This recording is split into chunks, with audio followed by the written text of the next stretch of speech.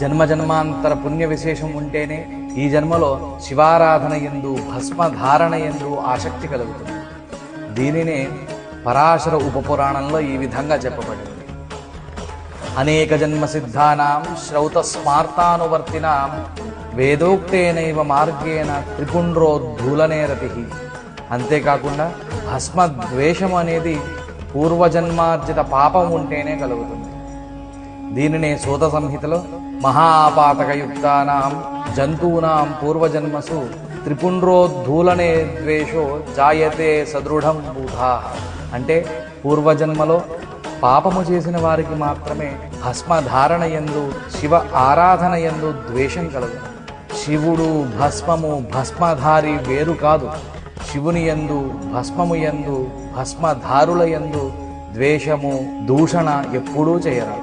ఇవి మహాపాతకములుగా చెప్పబడి